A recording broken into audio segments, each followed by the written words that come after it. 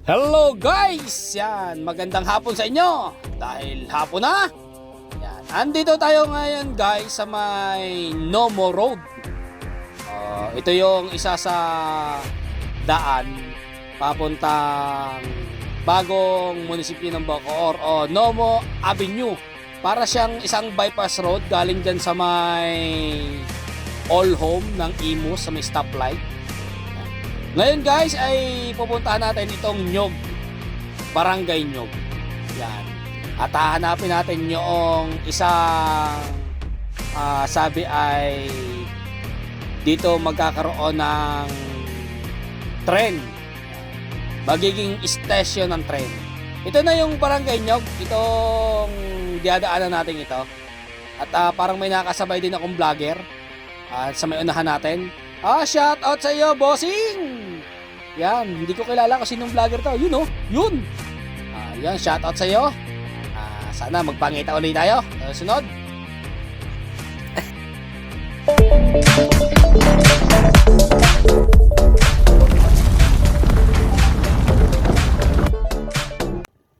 Tuloy lang tayo ngayon dito sa ating pagbiyahe sa Barangay Niyog.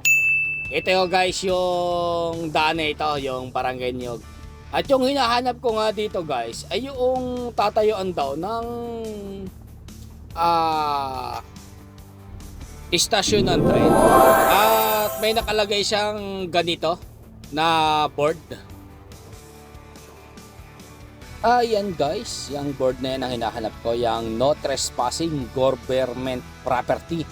At may nakalagay po dyan sa itaas na Light Rail Transport Authority. What? Yan yung hinahanap ko sa may mga bakanting lote dito. Kasi sigurado nasa bakanting lote yung board na yan. Yan.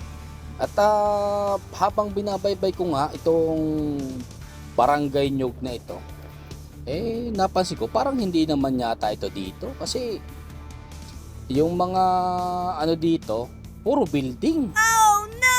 At naalala ko yung sinabi sa akin nung aking naging boss dati dito na si Cesar Arevalo. Yan, shout out sa iyo boss, Cesar Arevalo.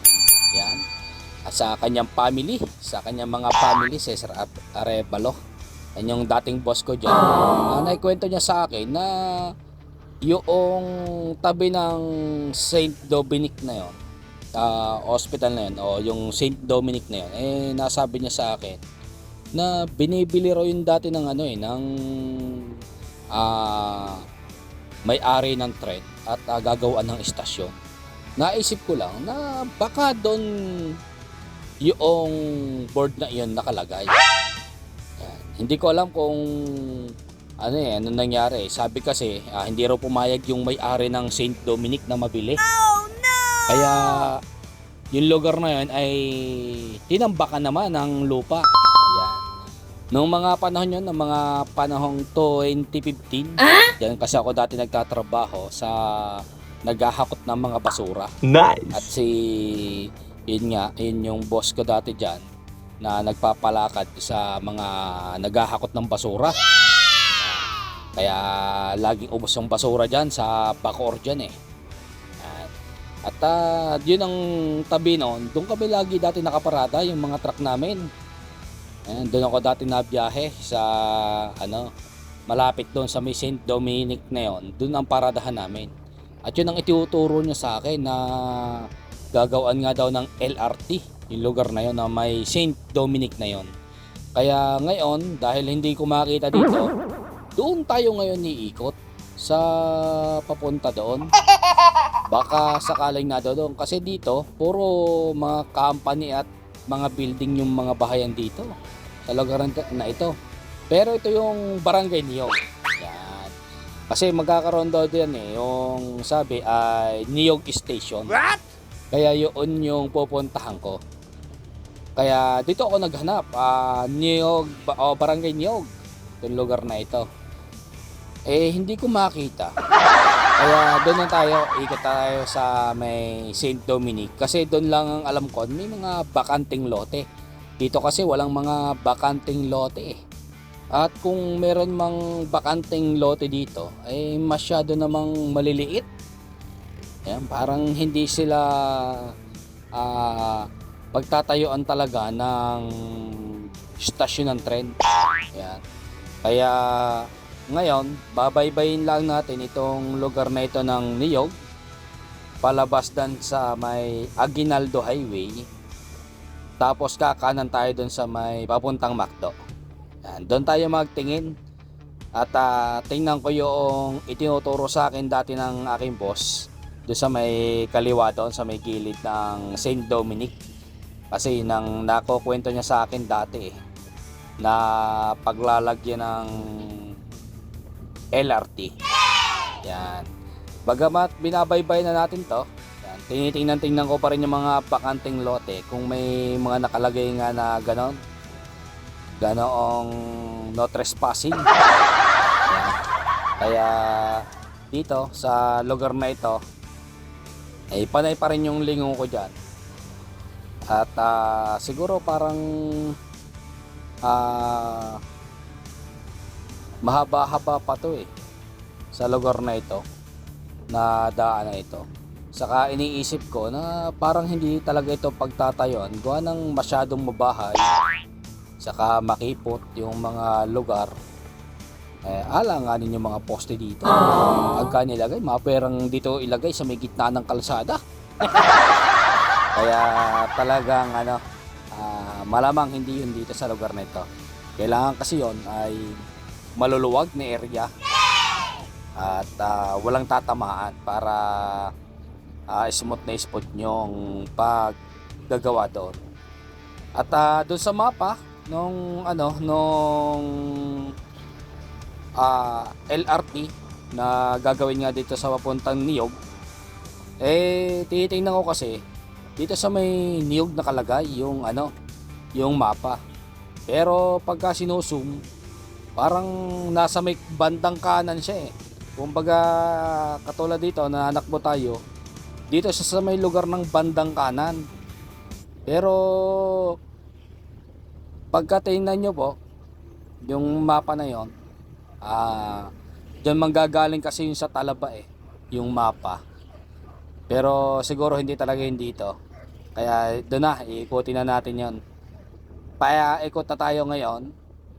Baybayin natin ito. Palabas na tayo ng Aguinaldo Highway. At yung mapa nga pala ng LRT na gagawin dito ay po pwede nyo i-search dun sa Google ng LRT Cavite extension. Yan.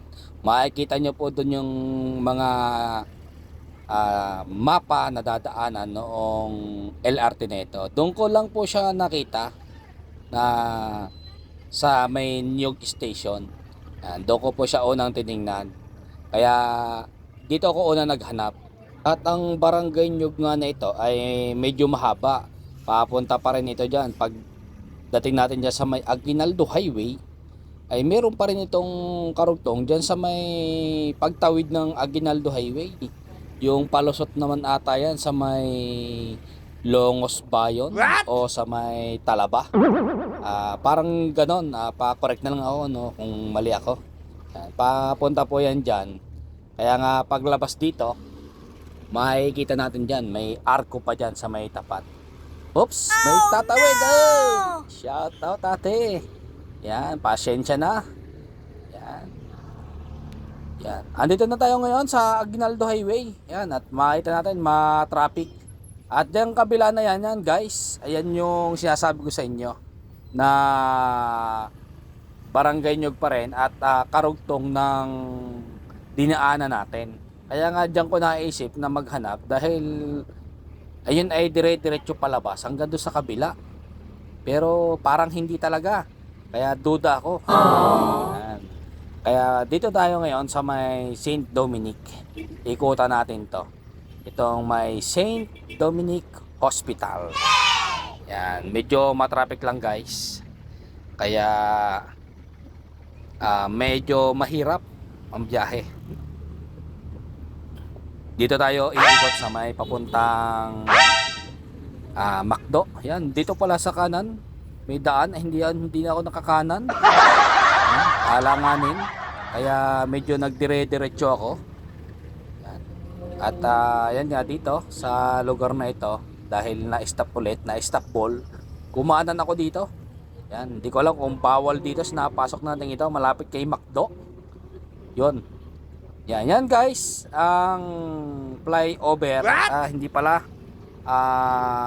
footbridge pala, papunta doon sa may St. Dominic. Yes! At ayun ang St. Dominic sa may kaliwa natin. Dito sa lugar na ito guys, noong nabiyahe ako ng basura dito. Yan, ito yung paradahan namin, itong lugar na ito. Yan, itong lugar na ito. At ang tinuturo ng boss ko dati, yan nasa kaliwa. Yan daw yung magiging estasyon ng tren. Kaya dyan tayo magtitingin. At guys, yan o, shout out doon sa nagpapatay ng sunog dito. Yan o, may nakita akong sunog dito. At naandito na po yung kanilang bombero ng Bacoor. Yan, nagpapatay na sila ng sunog sa lugar na ito. Ano, mapadaan ako dito. Yan o. Pero yung ano naman yan, yung mga damuhan, hindi ko lang alam kung may nakasamang bahay dyan. Pero malapit nang mamatay yung mga apoy. At ito nga guys, yan, pagkana natin, ito ay Molino Boulevard. Yan, ito yung Molino Boulevard, tong lugar na ito. At yung nasa kaliwa nga, yun ang pupuntahan natin. At yun dati yung ituturo sa akin ni Boss Cesar Arevalo na pagtatayuan talaga ng ng LRT. Yan. Kaya ikot lang tayo dito sa may lugar dito ng sa may stoplight. Yan. Sa may lugar na ito, bago dumating ng stoplight, yan, dito tayo iikot. At nung andito nga kami, hanggang dito dati yung parking ng aming truck. Yan, yung mga kasama kong tracking ng basura, maabot kami hanggang dito sa lugar na ito. Yan, nakwento ko lang, mga 2015 pa kasi yun eh. Yung panahon na dito ako nagtatrabaho. Yan. At yun guys, yun sa lugar na yun, sa may kaliwa natin, yun na pupunta natin. At parang doon na ako may nakita na yun, yung bakanting lote doon, yun sa lugar na yun. Ikutan natin. Yan. Dito kasi merong dito may bukas dito Tabi lang muna tayo ng konti, gawa ng maraming sasakyan. Yan. Tiyempo muna tayo nang wala nang dumadaan para safe. Ayan guys. Ayan, safe na. Ikot na tayo. At pag-ikot na natin dito, yan, sa may gilid kanan. Yon. Itong lugar na ito yung bakanting lote dito. Dating palayan niya na tinambakan ng lupa. Dito ako nung panahon tinatambakan niya sa lugar na ito.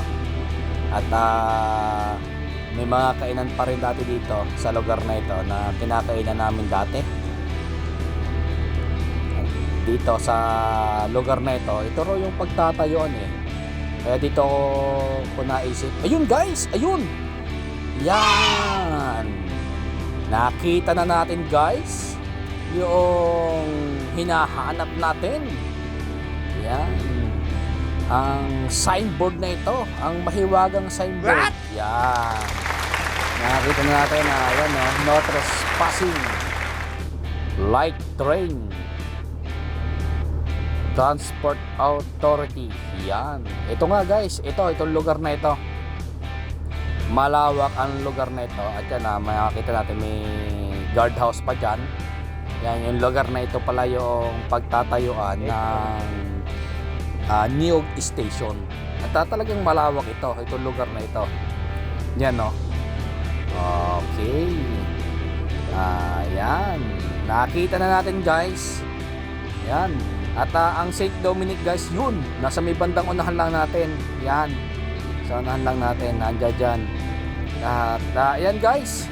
Yung pagtatayuan ng Niog Station dito sa may Bacoor. Yan. Abang-abangan natin yan yung lugar na yan. At isang napakalaking tulong yan kapag sa mga magtatrabahador ng araw-araw na pupunta dyan sa Manila. At sa mga bumabiyahe, pwede nang hanggang dito na lang para mag-train na lang, makaiwas sa traffic. Yan. Nice! At ilang meters lang yata ito galing dito sa may St. Dominic. Mga 300 to 400 meters lang siguro yan hanggang doon sa may lugar na yon.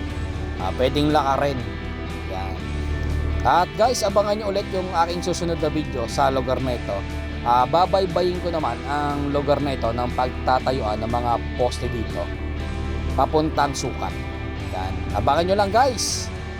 At tignan din natin guys doon sa sunod kong video yung Zapote Station. Yan. Salamat guys sa inyong panonood. Thank you.